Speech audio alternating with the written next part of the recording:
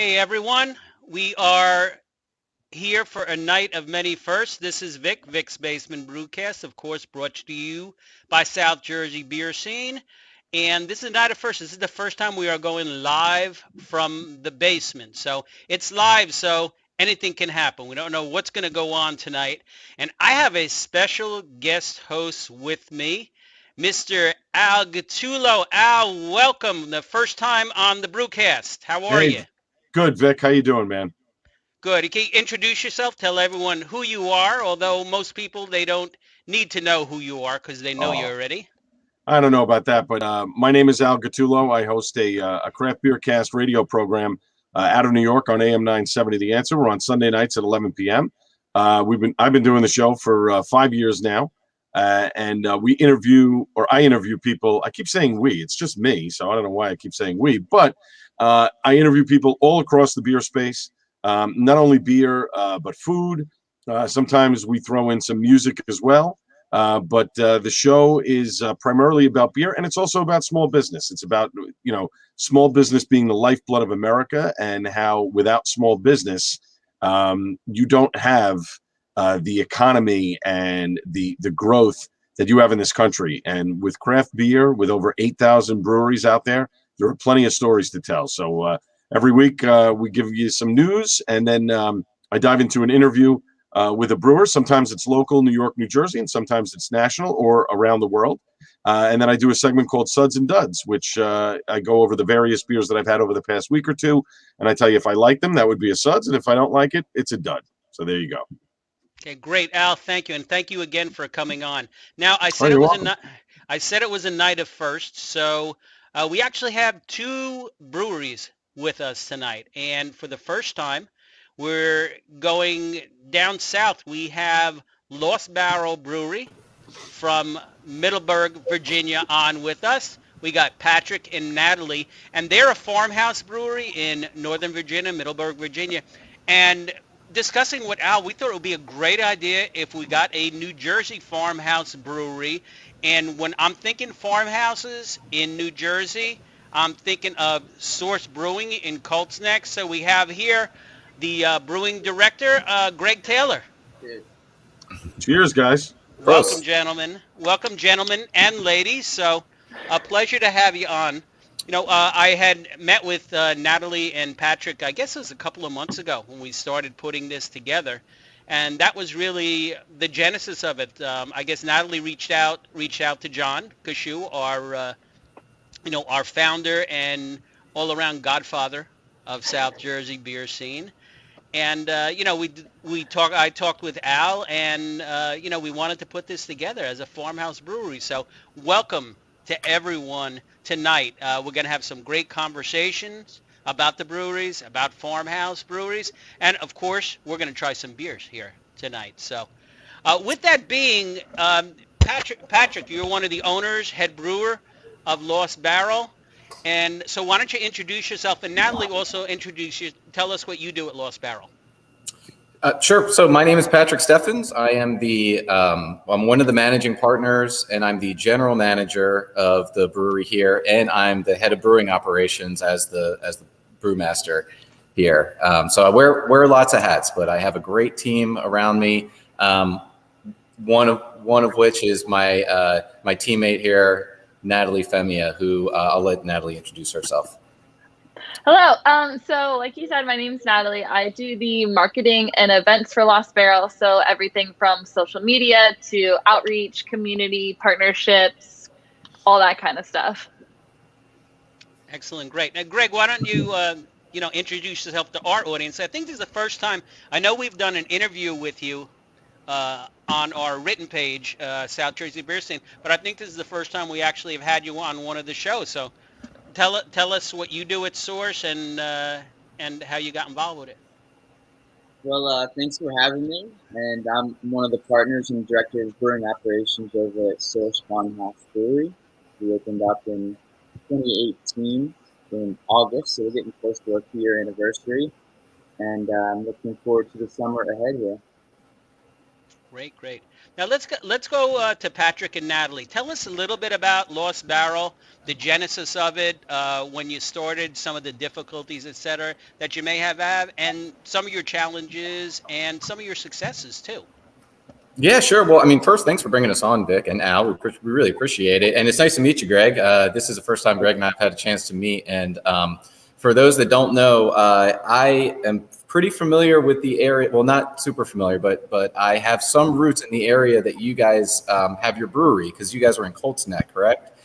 Yeah, And yeah. my mom actually grew up in Freehold, which is like right by there. And I was born in Trenton, in Ewing Township, not that far from there. So there is a New Jersey connection there that you guys may not have known about. So it's that area specifically is very near and dear to my heart. So I was happy to see that you guys had your farm operation there. And I can tell you from for folks down here, I think there's a misconception about how much farmland is actually in that area. You know, it is a pretty rural area, which is really great. Glad to see that you guys are getting into the farm brewery business model also. Yeah, that's awesome. I didn't know there was a little Jersey connection there. So that's cool. That's cool. But yeah, it's, the Garden State, it really doesn't get thought of as such. A lot of people kind of picture the Turnpike or the Shore or the Sopranos. But there is a lot of rural space, and we carved out a nice, couple acres for ourselves in Colts Neck, and happy to be pouring beers there in the space. Yeah, Greg, you actually converted an old farmhouse because you have a silo there on property, et cetera, and everything, right? That's correct. Yeah, it was built in the late 1800s. It was actually an old dairy barn. So where our brew house and cellar is situated now, used to have rows of the cattle that they would have in there for their dairy operation. And our front entrance used to have horse-drawn kind of buggies go through with hay. And the upstairs mezzanine level was the old hayloft. So there's still the original pulley system and everything. So it was an old functioning dairy barn for a while. And then after that, it was kind of not really being used for much. It needed a little bit of TLC. So in 2017, my partner Philip and I kind of embarked on bringing that building back to life, the old barn, and keeping the original look and feel of it, with the original wood inside exposed everywhere, and using a lot of the reclaimed wood for furniture and bar finish and all that. Kind of keeping with our underlying theme of the whole experience of drinking beer and drinking from the source and being able to feel like you're at the place where it was made.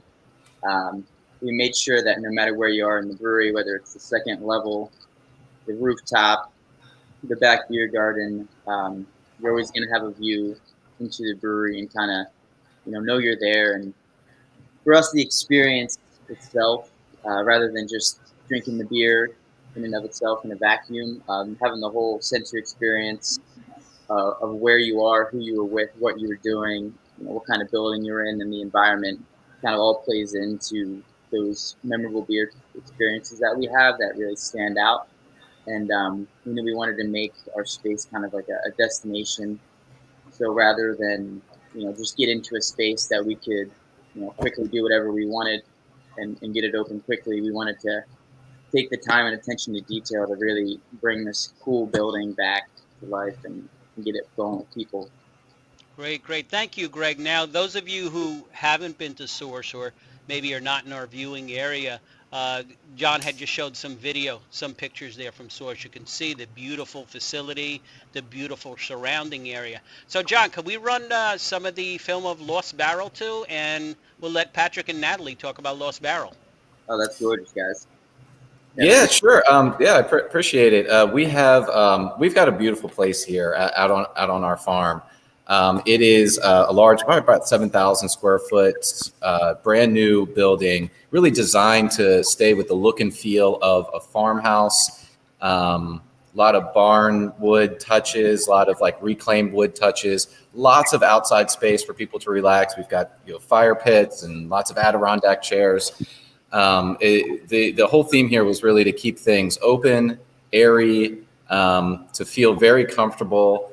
and then also to fit in with the vibe out in this particular area. So Vic, you asked about like the area and the setup here.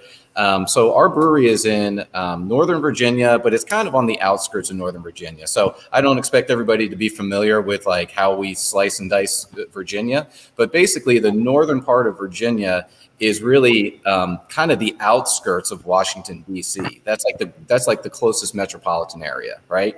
And so there's kind of a development sprawl that came out of Washington, D.C. And we're just kind of on the outside of that bubble in rural Virginia, like right where rural Virginia kind of meets some of that suburban area.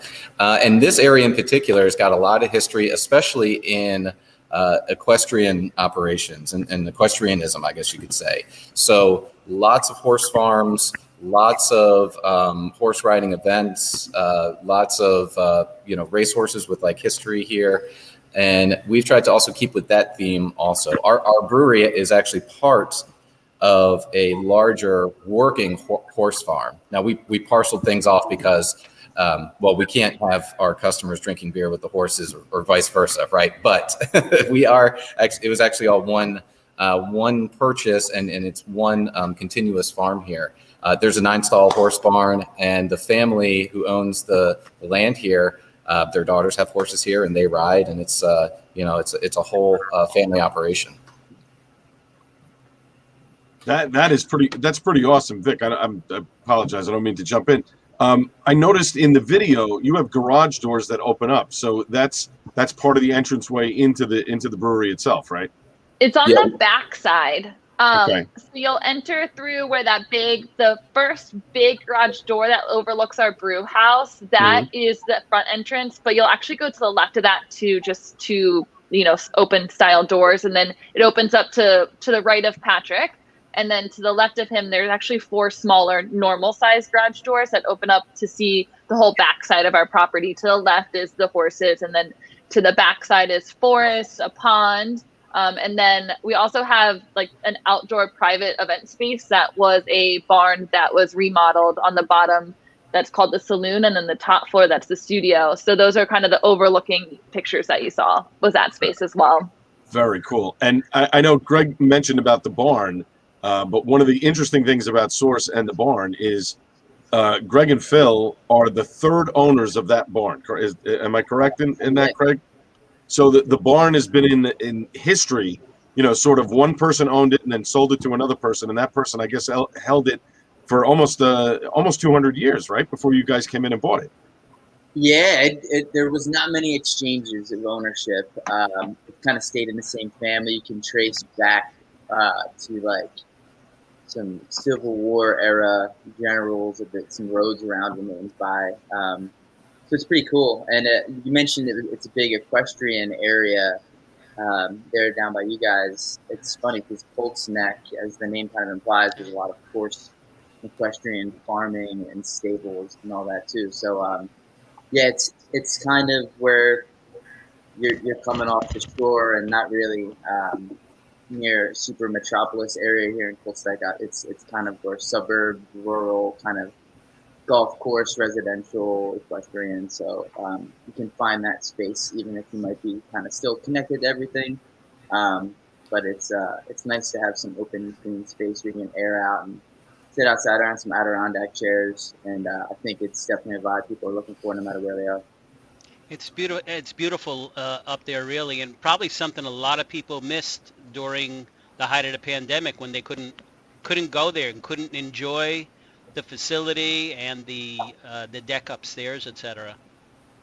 I know for us, like during COVID, having a farm brewery in particular, like having an agricultural operation where we've got more space than most. That was a huge advantage for us in staying afloat through that whole pandemic. Like Natalie said, we designed this place like before COVID, but when we got into COVID, we found out like these were really great decisions where we have all these garage doors that open up. So our insides and like big double doors that can open up. So this whole inside space is mostly windows and garage doors, and it's just very free flowing. And we have so much outside space that we were really able to set things up in a way where people could be safe and comfortable. And it wasn't incredibly difficult for us to adhere to some of the social distancing restrictions that were being put on businesses like ours. Greg, I don't know if you guys had similar experience there as far as just having the advantage of space during COVID when people were trying to social distance. Yeah, like with you guys, when we were planning the place out, we obviously accounted for having indoor space and the tap room being, it was 98, 99% of our sales probably. We didn't really can that much. Actually, we just started keeping over the past year since we've been really getting into canning. The lineup of our cans going kind of along the post beams of the barn, and it's, kind of run out of space on the front half. And this was all since the shutdown really last February, so it really kicked into gear. So do we think we would be switching, to complete 0% taproom sales, all throughout 2020, or at least the better portion of it? No, but it was definitely cool to see the support of people getting behind canned and packaged goods and supporting local, and really showed us that, we can put a lot of beer in package and come out with some cool artwork and get it into more people's hands, which was, in the long run, probably a cool thing for people who wouldn't be able to necessarily get to the brewery on a regular basis to, have a beer, share some beers, kind of cross-pollinate what we do, to give people the intrigue to maybe come visit someday when things get a little more open. So I hope to see a lot of people who maybe have heard about us or tried the cans come and drink from the source this summer. Now, I go ahead, I do have a question here, and speaking of the pandemic, I know the guys from Source, obviously they had to shift to a canning operation very quickly when everything first started because nobody could be inside. But Patrick and Natalie, I'd love to know, you guys can your beer. Do you primarily can your beer, or are you mostly just an on-site? Was it something that you had to switch to as the pandemic started? We always had canning as part of our strategy, as part of a long-term distribution-based strategy where we wanted to get our beer out into the market. So we made the investment in a canning machine, actually made the decision to make an investment in the canning machine even before COVID. We didn't have to hit that hard. I don't think we had to hit it hard in the same way that that Source did, because we didn't have the same draconian shutdown of our business that others did. Well, at least maybe we started after those things had. Yeah, because we opened in December. Yeah, and maybe earlier in the year. I know earlier in the year that there were times where things had to shut down completely, 100%.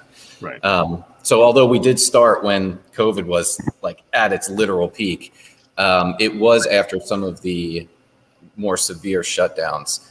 But to answer your question, we do most of our sales on site here in our tap room.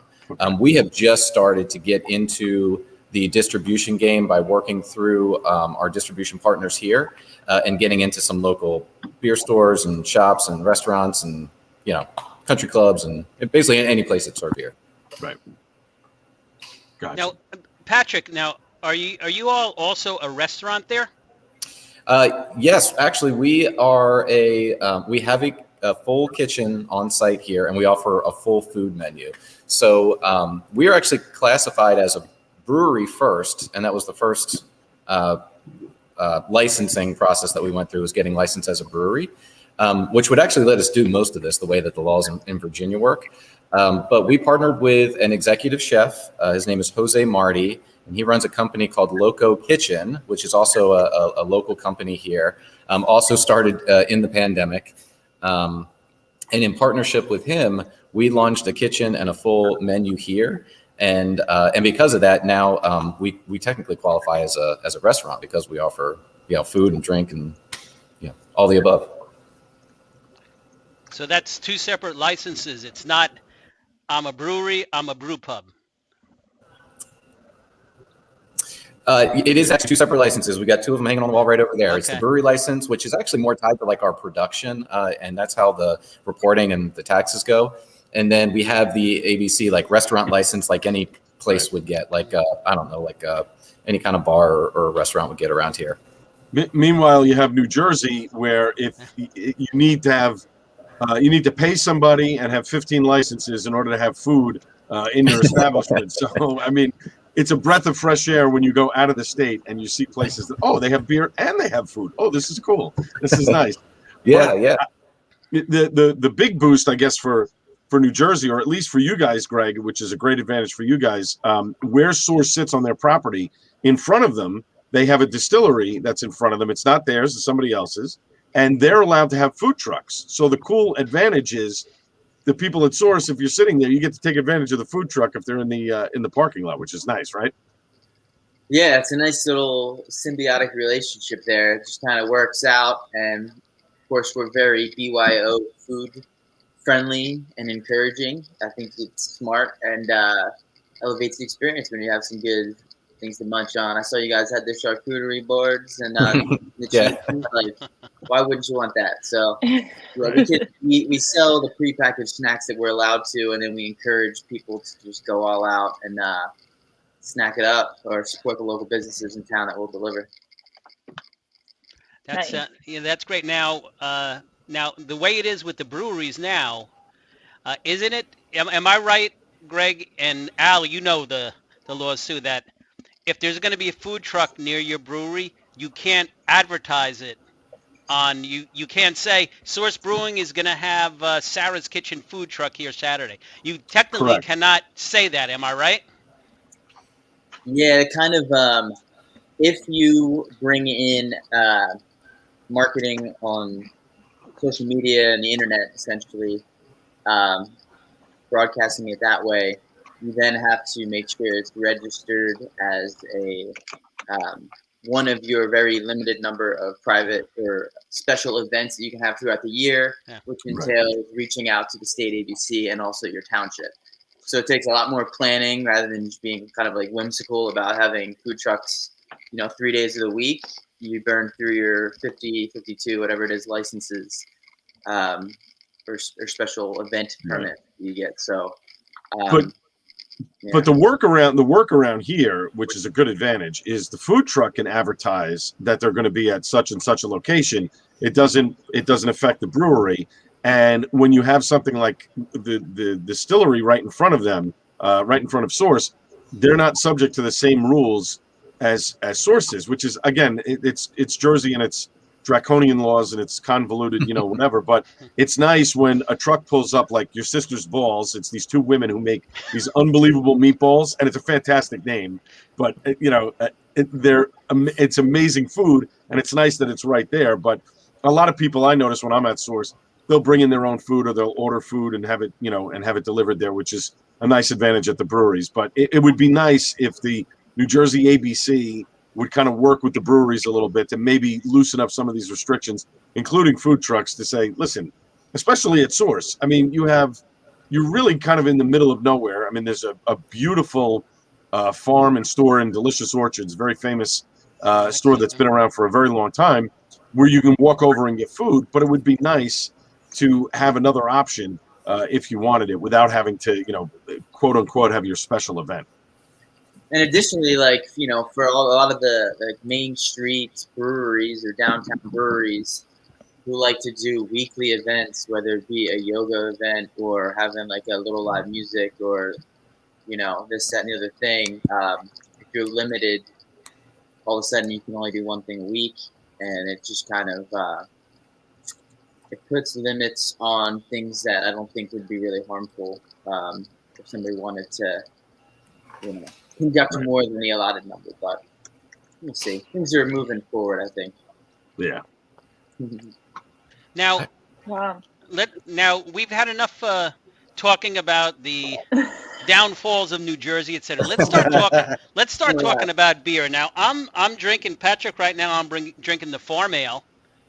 Okay. Now, just because you're called Farmhouse Breweries doesn't mean everything you make has to be a farmhouse beer. But tell me what does it mean to you? What does Farmhouse Brewery mean to you? What does Farmhouse Brewery mean? Well, I mean, it's an agricultural organization, agricultural business first and foremost. So, really there has to be a focus on, preserving the land quality around here. I mean, I know that's kind of a big deal around this area in particular because of the suburban sprawl, like I was talking about, because of the DC metro area, that there is a focus on keeping some of the rural area here focused on agricultural operations. So that could be horses, that could be farms, that could be wineries, that could be, a number of things. And the state legislators looked at what the wineries were doing as far as their use of the land and being able to build tasting rooms and things like that, and opened up the laws to allow farm breweries to do the same thing. And so I see it as a responsibility to stick to that theme. So we grow hops on site here. We've started some gardens here where we're growing things now. We're trying to use the place as, we're trying to disturb as little land as possible. And I mean, we have the building here, but besides that, it's like wide open farmland out here, and it's not like there's going to be 20 houses that go in behind us. That's the kind of thing. Sure. So we have sort of claimed this land for farm use to try to stay in that lane with the state legislatures and with the community here, So we have a responsibility to sort of take care of the land, use it for agricultural purposes. And now, because of the legislation, brewery is a very legitimate use, which I'm thrilled, because it means that now we get to make beer here. And that's the thing that we can bring to the community while they come out and enjoy this great piece of property, this great land out here. Excellent. Thank you. Thank you so much, Patrick. Now tell me about this particular beer, the Farm Ale. Yeah, our Farm Ale is, it's a very light Belgian Saison, I would say. Well, I mean, maybe not the lightest in ABV. It's like middle of the road in ABV. It's about 6%. I think it's listed at 6.2%. But it's meant to be a very just straightforward farmhouse style Belgian beer. And the thing that I like about that beer is it's very approachable for folks that come visit us, and they may just be light beer drinkers, they may not even really be into the craft beer scene. And that beer is what I'll call a gateway beer, right? I mean, it's something that they can drink. It's got a little more kick to it. It's got a little more flavor to it, but it's not as intrusive as like a IPA would be to like a novice craft beer drinker, for folks that sort of still shy away from hoppier drinks. And that's what I like about that beer. So we call it the Farm Ale because it's one of our staple beers, like to come drink on the farm, Great. Very nice beer. Very good. Greg, as far as source is concerned, what does Farmhouse mean to you? And I'm also drinking, what is this beer I'm drinking right now? Rubus Bliss, I believe you have there. What aren't you drinking right now, Vic? I have a lot of stuff. This is the basement. There's anything goes in the basement, Patrick. Yeah, I mean, I'm Vic drinking has his own personal flight. I'm drinking one beer at a time. Vic is double fisted here. This is good. I like this. They're taster sizes, Al. I said, well, I'm going with the big. It's a school night for me, so I can't drink that much. I have to cover the gamut, I'm sorry, Greg. Go ahead. We got off on a tangent. But we like doing that. You got the sweet tart ale with the raspberry and pink guava vanilla that we got there. But to source Farmhouse Brewery, what is that? I think it can mean several things. Specifically for us, literally the house of which we make the beer, one of the oldest agricultural products, might even arguably before agriculture. We've got this original building that was once a farm, was then not being utilized, then was upcycled into being a place that creates farm to glass beer. And what we mean by that is kind of the second part of what it means to be a farmhouse brewery is sourcing the ingredients from farms that are close by, working and partnering with local farmers, both in Colts Neck, growing things that we can and including working with the family that had sold us our property. When they moved out, they are just down the road about 6 miles, and they dedicated some farmland to us, which we've been, we visit so often to turn the soil, to till, to plant some seed. The past couple of years, we've been doing some heirloom corn, and then working that into our harvest time Colts Bach, which is a nice Dunkels Bach that incorporates some colorful maize. But the fur farm, we get hops from those guys. We've foraged berries from them. We've done honey a few times with them. Colts nectar. So I think it's where you're sourcing the ingredients and tying it into local and also the farmhouse element itself to kind of remember that beer is an agricultural product that is, the ingredients can come from close by, and we like to serve it to people who live in the general vicinity and drink it fresh and brew with the seasons and do some fun, interesting stuff and work with farmers. And Patrick and Natalie, you mentioned that you guys are a full, brew pub, and you have a restaurant in there, and you have charcuterie and all different types of foods. You've partnered with a local chef. One of the things that Source has done just recently, they just announced it. They've purchased another facility right over the border in Pennsylvania, in Fishtown, and this is going to be a 7-barrel brew house, which is also going to have a kitchen attached to it. Greg, why don't you talk a little bit about the new venture that's going to be firing up in just a couple of months? Yeah, so we're super excited about this awesome opportunity to kind of to stick our legs over the river a little bit into Philadelphia. I love the city, and I think Fishtown neighborhood is really doing some exciting things over the years. It's a great artistic community. A lot of entrepreneurs and cool businesses are moving in, and the area is really ripe for the beer scene, which is already there. So we think that, being able to deliver an experience there that is unique and certainly will be different than our farmhouse experience in Colts Neck. It'll be our urban brewery, but one really special thing about that is the kitchen component, which will allow us to kind of elevate that overall experience by bringing in the culinary aspects and getting some really interesting takes on some classic, ordinary comfort foods done in really extraordinary and different unique ways that kind of matches and amplifies what we're trying to do with the beer. And of course, we'll work in some of the beer to the menu as well and really try to collaborate with the local artisans, be it the bakers, butchers, kind of like how you guys are doing down there, and really integrate into the thriving artistic community that already is there. And I think it'd be a chance for us to again kind of get our beer in front of a lot more people. This is more of a city feel. You've got the foot traffic and different demographics, and a lot of people who may have heard that we exist or know somebody who's talked to given them a can and but not able to come and pick up each week make that drive. But we hope that being able to do our can releases simultaneously in Philadelphia and Colts Neck will really help get into more people's hands. And Philadelphia is awesome, great beer scene there. I love the city. I grew up in northern Delaware and then lived in Chester County, Pennsylvania. I have a lot of friends and experiences, memories in Philly, so I'm really excited to bring Source there. So you're trying to put more mileage on my car, doing a simultaneous beer release. This is good. I like this, Greg.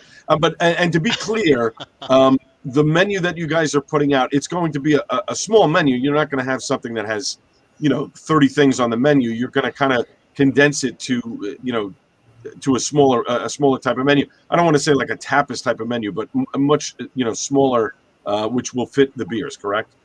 Yeah, it's going to be kind of honed in, not some elaborate, 30-item crazy seafood dish menu. We're really going to have those complimentary things in there, like your charcuteries, your meats, your cheeses, your fresh baked bread coming out, shared, fries, done interesting smash burgers. Really going to do some some foods that we've all have and love. Maybe they're good to share, and they're salty, fatty, and really just kind of make everything pop. There you go. It Greg, I'm sounds like drinking your Robust Bliss, man. This is cheers, man. very good. Yeah, very this is nice nice beer. beer, man. Well done on this. Can I ask you a brewer question? This is a brewer geek question. I don't know how to phrase it, but what kind of system are you guys putting in there? You mentioned it was a 7-barrel system. What are you guys shopping around for? Or have you? This one, it was an interesting story and opportunity for us. This has a brewery already in the basement, so it has a 7-barrel operation with 7-barrel fermenters. Oh, nice. The previous business that was in there was a brew pub, Fishtown Brew Pub, they were called. And Gotcha. unfortunately, during the pandemic, had to close down. Gotcha. So, I think the owner was really looking to get someone in there who was going to utilize and respect the brewing investment that had already been put into the place. And it was really well done. It's a historical society building. It's got like the old oak beams with placard on it, and they did a really nice job renovating it just like less than 2 years ago. So we really have, we're going to put our own touches on it. It's kind of under construction now, and we're hitting the ground running with getting all the licenses and the staff in place, with a little ambitious goal of the end of the summer here. Hopefully in August we can open the doors, but we started with not a huge project in terms of like gutting it, overhaul, getting brand new lead time for equipment. The equipment's there, the bar's there, the full kitchen is there with the equipment. We just had to get a few items and touch it up, and we're putting our little aesthetic twist on it now, and hopefully we can get the doors open soon. That's great. That's a great addition to the Philly beer scene. And on every list of top beer cities in the country, Philly is always in that top 10 list of all the cities. And, while we're talking about beer scene, Patrick and Natalie, what's the beer scene like up there in Virginia? You look like you wanted to take that one. I mean, you can. No, you go ahead. Natalie's ready to. I feel like I'm doing. I'll talk on our side. I don't want Natalie to feel like she can't answer. We have a good. Go ahead, Patrick. We have a great beer scene. It's very growing beer scene, like it is in a lot of places, and in and around the different major areas of Virginia, Richmond, Virginia Beach, and like that broader DC metropolitan area. You're seeing a lot of really great breweries. Star Hill is a brewery that is a Virginia-based brewery. Stone Brewing opened up a very large facility in Richmond, Virginia. Mm-hmm. There's New Realm is in Virginia Beach, and I know they're one of the more popular ones. So it's bubbling up just like it is in a lot of places. I can tell you when I got into the beer business here in 2015, just in our little pocket here, like in our county, in Northern Virginia, in Loudoun County here up in Northern Virginia, I think there was, 7 or 8 breweries here. And, 6 years later, there's probably 35 or 40 or something like that. I don't think there was any farm breweries, and now there's like 10, so it's continued to grow. The pandemic did slow folks down a bit. It's so disheartening. I'm so glad that you guys are able, Greg, that you guys are able to go in and, revitalize, purchase and revitalize a working brew pub. It's very disheartening when we see things. I get the emails about auctions of brew houses, and sometimes it's just complete fire sale of a brewery that is going out of business. It's great. To me, it's just amazing if another brewery that's on the up and up can use that as an opportunity to then expand, and then it kind of keeps the craft beer scene alive and growing, right? I mean, I think that's awesome that you guys are able to do that. Thanks, man. Yeah. And like Patrick said, there's a lot of there's a good beer scene in DC too. There's a lot that have started in DC and maybe made it over to Virginia or just stayed in DC and are doing more the urban beer, like you were explaining that you're going to do in Philly. And I know Virginia is vast in size compared to Jersey, so it's much harder to get from one brewery to another. So Al, if you were in Virginia, you'd have to get a company car. That's okay. I can do, or I can Uber. I'm fine with that. I think, you know. I mean, Oh, although Ubers are hard out here.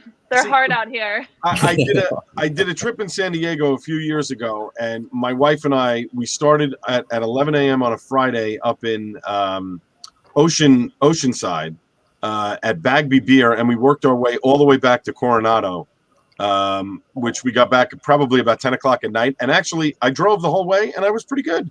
We had a couple of tastes in each spot, and you know, if you do it right and you kind of pace yourself and pour some water in there and a little bit of food, you can do it and do it responsibly. So Well, go now, figure. if you were in Northern Virginia, you'd have to learn to ride a horse. That's right. That's okay. I'm good with that. Luckily, like they're around us, there's a lot of different breweries and wineries. So people will get like a party bus and go to all the different places. So it's kind of fun because it creates this nice community between all the breweries, the wineries, Right. where we really like talk to each other and work together to make it. When you have more places, I feel like it makes it more of an attraction to go to rather than just one place. Yeah, absolutely. Hey, I'm sorry. I wanted to mention real quick. I'm drinking the Kolsch right now, which is fantastic. Phil had given me a pour the other day when I picked up my beer on my way back from Atlantic City. And you guys are serving this, Greg, in kind of a new, in the traditional German style, right? Can you talk a little bit about that?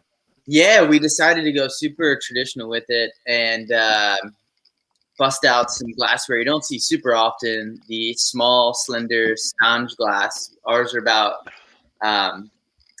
8 ounces. They're flat-sided, kind of like a Collins glass almost. Mm-hmm. And then we even went and got the Kranzes, which is how they'll traditionally serve it if you're in Cologne at a brewery or a bar. It's kind of bringing out Kolsch's to the table. They'll bring it out kind of in either what they call a meter, or you can get a Kranz, which is kind of like a wheel with a handle that holds 6 to 10 to 12 glasses. So we've utilized that in our service, and it's on tap now. Yeah, I have to tell you real quick. I had one. Phil poured me one, and it went down super easy. It's very dangerous to have one of these things because you can get bombed pretty quickly. Yeah, that's kind of the kind of history, I guess, behind Kolsch is that it's so balanced that it kind of just between the subtle malt, subtle hop, subtle yeast, all add in their components, just kind of evens out. Glass disappears, and then you're the small glass to keep it kind of cold, but they're going to keep refreshing it, or get a bunch and you have it back up there. But it's like the common story is you're out there and you're drinking out of the Stange, and they don't ask, they just refill it. So if you don't want it topped up, not at source in Cologne. Right. Ask if you want to refill. Now, you put a coaster on top to kind of signalize like I'm tapped out. So it's one of those beers, you can disappear. We're going to start. We're going to start wrapping up. But one thing I want to mention before I do, because you're talking about Kolsch and European beers, out of all the breweries I've been to, yours gives the most attention to the foam on the top, with your side tap, et cetera, and so forth. So I know part of that is you basically went to school in Europe for brewing. Yeah. I did my studies through Siebel in Chicago, and then with their Domens program, the master's section over in Munich, Germany. They definitely appreciate their beer foam out there in Germany, I can tell you that.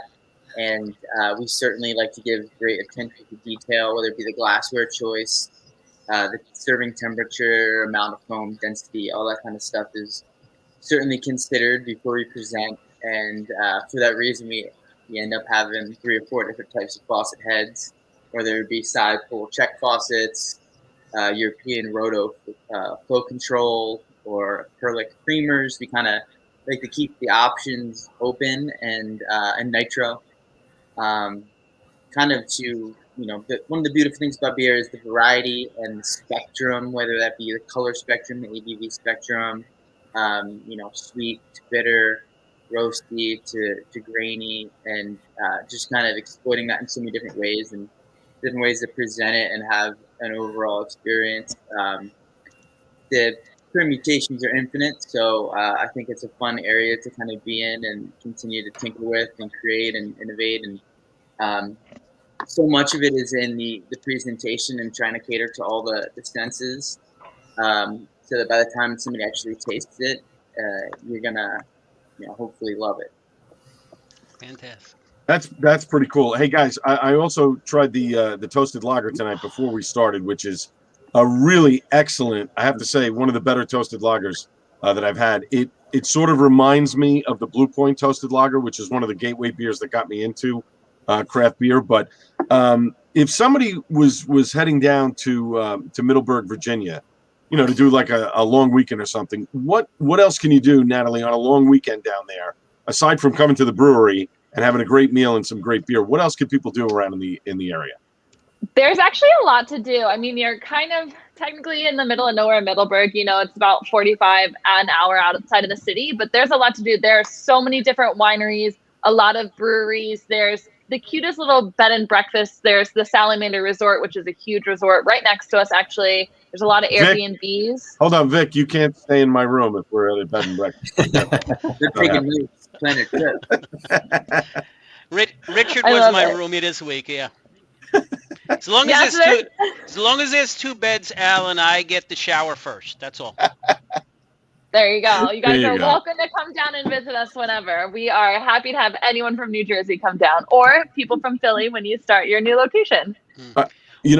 Hey, guys, I got two more questions here, real quick. Number one, I know we had a question from Alexis wanting to know if Lost Barrel is distributing anywhere in New Jersey, or if there's a plan to maybe move up into New Jersey. Patrick, Natalie, I don't know if you guys want to take that question. Well, at the moment, no. That's a short answer. But Okay. the longer answer is that we are working on our distribution strategy to get into larger markets, into more markets. So right now we're in this Northern Virginia and market and starting to get into other parts of Virginia, and that's really Virginia Beach, Richmond, those kind of places. That's where our distributor has a foothold right now. And then hopefully we start working our way into like Maryland and DC and Delaware and into Pennsylvania and New Jersey and go from there. So not yet, but we are, we're planning for world domination. So and Alexis, depending on where you are, Middleburg's depending on where you are, it's maybe 3 hours, 4 hours away. So you can always come down and visit us. There you go.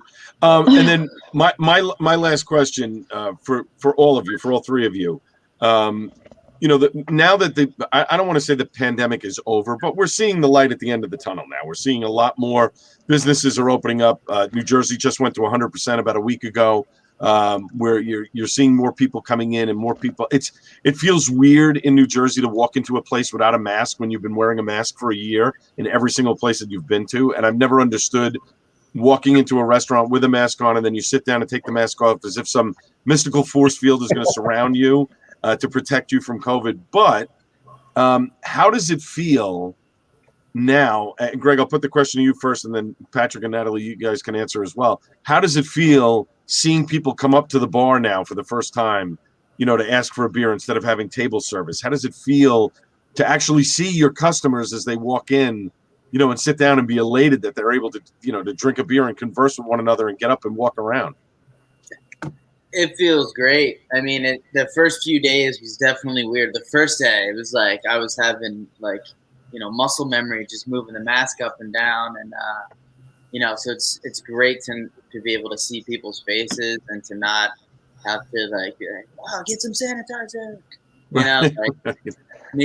be hospitable. That's the industry that we're in is hospitality. When you're serving beer and food, and we want to make people feel comfortable and being able to see their face and talk to them, back and forth without having the whole awkward